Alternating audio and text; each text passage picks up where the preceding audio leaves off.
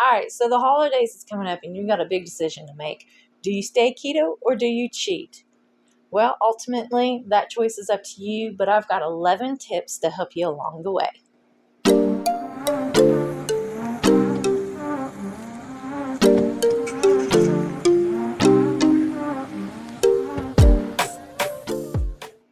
Hey everybody, this is Nora and you're watching Nora Lori's Keto and Health. I'm coming at you with over 3 years of experience on keto with my own journey, helping others, and my own research to help make it easier for you. Can you believe it? I'm coming up on my 4th holiday season. Yes, Thanksgiving is right around the corner, and then we got Christmas coming right up tight behind it. I've cheated and I have stayed strict on keto during the holiday season. And neither one is easier than the other. They're both stressful and it's a big decision that you've got to make. So let's dive into this. Let's talk about some of the pros and cons and 11 tips that I have to help you. All right, so staying keto or to cheat. It is a big decision and shouldn't be taken half-heartedly. There's reasons why we do things, and I'm going to mention a couple of reasons that you may choose to do one or the other. So let's start with staying keto. Maybe you're making some really good progress. You like where you're at. You do not want to mess that up. You understand that if you have a cheat, you're going to gain some water weight, or it may lead to a binge and you're not sure you'll be able to rein yourself in. It's a really good reason. Another reason why you may stay keto is because you're actually hosting that meal and you plan on making keto dishes and some non-keto dishes, and you know that you're going to have foods that you're going to like, enjoy, and it's not going to derail you and not tempt you. And you feel confident in your new skin the way you are, and you don't mind to come across that you're picky, or you know how to encounter people talking about the way that you eat, and that doesn't bother you. So let's talk about some of the reasons why we would cheat. And those reasons are much different than why we would stay on keto. I think one of the biggest ones is, even though we can ketofy most foods that we like, in the end, they don't taste the same. So there may be foods that you really enjoy during the holidays that you can't get any time of the year, or Aunt Sally's not around to make it, and you know what? She just makes the best stuffing, and you waited all year to have this stuffing. All right, that is totally awesome, and that is a good reason to cheat. You don't have to justify your reason to cheat, but if you feel that you do, it's a good reason to do a cheat or go off plan. I like off plan better. Sounds better, right? All right, so another thing that would bother people is they are not confident in their own skin. Kind of like I mentioned with why you would stay on keto. Maybe you're not comfortable in your own skin, or you don't want to offend people and act like you're not appreciative of the food that they've made, and you don't want to be picky, and you just don't want to encounter that conversation of the way that you choose to eat. And that's okay too. Or maybe the other reason is, you eat restrictive all year, because let's admit, even though keto is a great way and you can ketofy foods, it's still kind of on the restrictive side, right? And you just pick this time of the year to go just a little bit wild, have that meal, have some foods that you know you're not going to be able to have, and you're going to go right back to it. That is fine. Whatever decision you make is going to be very individualized to you and your lifestyle and your friend and family circle. So there's no right or wrong answer to this. But I do have 11 tips to help you with whatever decision that you make. So let's get into that. So here's my tips. But first, just remember, you do have a little bit of control, even though that this could be a very stressful situation for you. You control what you put on your plate, how much you put on your plate, and what you eat. And that is the one thing you can control in this situation. So that was just a little side note. Number one is probably the most important, and why is my number one. You gotta have a game plan before you go to an event like this. Or even if you're hosting at your house, doesn't matter if you're staying keto or if you're going to do this cheat, you got to have that game plan. You kind of need to know what they're going to be serving. You need to know what you're going to be laxed with, which you're not going to be laxed with. And maybe in the end, you just can't trust your own self, and you may need to have somebody help keep you accountable. And if that is it, and that's what you need, that is okay. That is fine. That is perfectly fine. Tip number 2, maybe you host a meal, you have the opportunity to. This way, you've got more control over what dishes are going to be. Mostly you're going to make keto dishes and non-keto dishes. At least you know you created foods for yourself that you can eat. It's also a good way to kind of introduce non-keto people to keto foods so that they know that these foods taste good too. And just maybe you can bring them to the dark side. The light side, right? Okay. So let's say you are going to go to a friend's house, a family's house, or a work party for some of the holiday season. Some of the things that you really need to keep in mind is if you have the ability to kind of know what people are bringing and what's going to be available, you can kind of decide what you can and not going to have. You may want to, I don't want to give away all my tips, but you may want to bring a dish or two to this to help know that you've got a safety if things get too out of control for you. You know you've got something that you can eat. Try to avoid really carby dishes, things like stuffing and stuff like that. Or if you must, make sure it's just a spoonful or two. Look for dishes that may have hidden carbs. Avoid or have just a spoonful or two. Really try to focus on the vegetable dishes.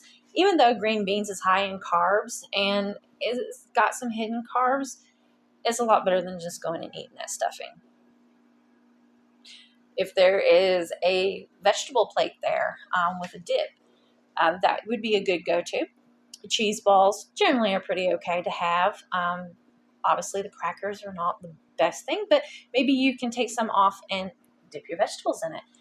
Another thing that you would really want to focus on is maybe eating a little heavier in protein because it is filling, and this may help you not go off the rails. Now, if you are encountering a ham, and it could be a glazed ham or a honey ham, that's where it could get tricky. But if you could cut the edges off or ask if they've injected solution into the ham, it's okay to ask some of those questions so that you can make the best decisions for you. Number 4, maybe you should eat a small meal before you go. This way you're not starving. You will have better control to make decisions. You're not as hungry. You're not going to be eating as much because you're not as hungry, but you're not going to be offending people because you're still going to be trying this and that. So those are the first 4. Onward to tip number 5, and that would be to bring a dish or two with you. That way you're helping and contributing to the feast that you're going to partake in, and 2, you got some fallback foods that you know that you can have and probably fill up on while you're just getting a spoonful or 2 of other foods that you're going to want to try. Or if you're being picky, it's not so noticeable that you're being so picky. It's just a really good idea so that you kind of have a fail-safe for yourself. Tip number 6. It's an important tip. If there's a trigger food there, try to avoid it the best that you can. I know it's going to be hard, but if you eat that and it's going to make you eat everything in sight because it just totally derails yourself, try so hard to not do that. Number 8 is going to help you with this, but before we get into number 8, let's do tip number 7. And tip number 7 might be a little controversial for you. I don't know if it will or not. It is about alcohol. Some people do really well drinking alcohol and they continue to lose weight on keto, and other people don't seem to do so well. So just try to limit yourself because it has everything to do with your liver, okay? So try to do 1 or 2 drinks if you want to drink or feel you need to drink because your liver is going to stop producing ketones and it's going to start processing all that alcohol. When you put alcohol in your system, that kind of overrules making ketones and using your fat for ketones. So it's going to process all that alcohol first, and it does take 24 to 48 hours to do that. And then it'll start trying to convert that fat back into ketones. So it's just something to keep in mind, especially if you're a slow loser. Just be mindful about that. So on to number 8. I already hyped it up a little bit, right? Try to focus on non-food related activities. So I don't know what kind of events you all have, but if you have some activities that you do to have some fun, focus on those. If not, just focus on your relationships with friends, families, or coworkers, and try to get to know them and try to take this opportunity to just talk them up, because it's a great distraction from worrying about food. It takes the stress away from the food. What can I have? How much can I have? You don't need to stress about it the whole time. You're at an event to have fun. Have fun. Absolutely. Look at the food, see what you can and can't have, and just leave it at that. Don't overstress it. Don't overcomplicate it. So number 9 would be to have real expectations of what's going to happen, whether you have a cheat meal or if you don't. So if you do have a cheat meal, the real expectation here is to know you're going to gain water weight. If you gain anywhere from 2, 5, 7 pounds overnight, don't freak out. It's just water weight. Even if you went a whole day off the rails, more than likely you're not gained any fat. It is all water weight.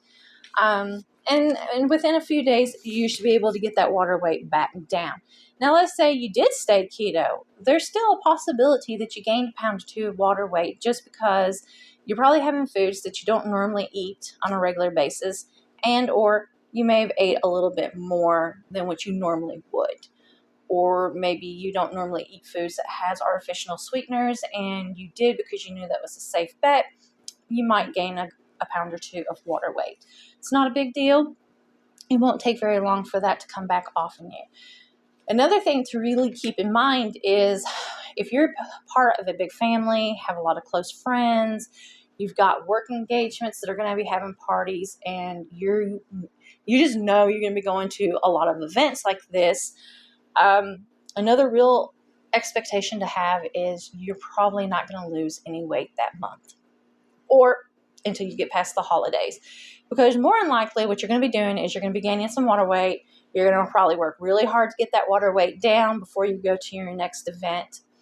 And you may lose 1 pound or 2, but that's okay, because the goal really is at this time of the year is to only gain 1 pound or 2 of water weight and kind of keep it at control or even stall out if you got a lot of functions to go to. Because honestly, that's a win. And if you don't go off the rails and you go to all these events, and even if you are cheating and you're able to bring that water weight back down before you go to a next event or close to, and you only stall or only gain 1 pound or 2 or maybe even 5 of water weight, that's a win. You didn't derail. Yeah, you may have gained a little bit of weight, but it's water, and that water weight will probably come off in a week once you're back on track and not going to any more of these events. Now, if you only have an event or 2 to go to, you may even lose weight during that month. But I'm just trying to keep your expectations real if you got a lot of stuff going on. Number 10 is set some realistic goals for you if you do cheat. Okay. So if you do cheat, you're trying to lose that water weight and get back on track. You just got to know that the cravings are probably going to be coming at you. You'll just have to fight through them. Some people like to fast right after a cheat to help conquer those cravings. That's something that you can do if you don't want to. Just be mindful and have some fat bombs or something or eat higher fat so that you're just staying on track. And just focus on losing that water weight. And another thing, at this point, electrolytes are going to have to be there again on a little higher priority to help bridge that gap from that cheat to getting back into a good solid ketosis again. So they become very vital at that point. So you even may become inflamed with inflammation again from all the water weight. So your joints and stuff might become a little bit achy, and you may just have a general feeling of blahness. That is to be expected. Don't let feeling bad derail you. If you know that's what's going to happen to you, face it, own it, and go on. All right, so now we're on to number 11. If you tried to stay keto, but the temptation was too great and you cheated, gasp, I know, it's okay. It really is okay. Don't beat yourself up. We're only human, and most of us didn't gain weight because we had great control of our food choices, and it is okay. You just jump back on and make that next meal keto. I have a bonus tip for you. Let's say you came up with that game plan, you tried all my tips, but you just couldn't keep it from being a binge. And you went off the rails and you've ate everything in sight. Don't be hard on yourself. Love yourself. Be gentle with yourself. Because nobody can beat us up as much as we can beat our own selves up, right? Don't do that. Don't be hateful. Don't be mad at yourself because you couldn't control yourself. We probably wouldn't be on this journey if we could control ourselves, right? So like I said, be gentle, love yourself, and just start over. It's a lesson learned. You get to focus on some better coping mechanisms. If you're having a hard time coming back to this, you can always reach out to me. My contact information is down in the description. I display my email all the time. If you go on to my channel page, my email is there too. You can click on it and email me. I also have an Instagram page. If you go on my page, you can click on it and you can DM me there. I'm here for you. I don't mind helping you out. I know exactly how hard it is. And if you need somebody to keep you accountable, I don't mind. I got you. I have to admit, staying keto through the holidays is pretty hard. And when I say the struggle is real, that's what I really mean. This is my 4th holiday season that I'm doing keto. I have cheated. It has derailed me before. And I've stayed pretty clean keto during the holidays. That is how I've come up with all of these tips to kind of help you along your journey and help you make the best decision for you. I am going to give you a pro tip here. How long you've been doing keto and how fat adapted is going to make a big difference for you. If you're new to keto and maybe just recently started or recently just started getting fat adapted, if you cheat, you're probably going to see more cravings and a more electrolyte imbalance when you come back on. It may even take you a little bit longer to lose that water weight. If you don't cheat and you stay keto, you may find that the temptation was pretty hard for you. There's nothing wrong with that. Knowledge is half the battle, and so knowing what to expect is important. If you have been fat adapted for a while, been on keto for a while, you're probably a pro at this or beginning to become a pro at avoiding certain situations that could derail you or have learned coping skills to keep you on track. And if you did cheat, you'll probably come right back into ketosis pretty quickly. You're probably not going to have as many of the cravings and electrolyte imbalances. And like I said, if you've been doing this a while and you stay keto, you probably got some better coping skills because you've had to learn those along the way on your journey. So if you would like for me to give you more tips in the future, go ahead and like and subscribe. Put some comments. Tell me about how your holidays have been in the past. If you think you might struggle, if you think you got a pretty good game plan, let me know. I want to know what's going on. And most importantly, everybody, just remember, take these tips in consideration, but enjoy your holiday. Enjoy the time with your friends, family, and co-workers, because that's what's most important. The giving and the helping each other out and being supportive of each other. And if you derail, just get back on. Bye, everybody.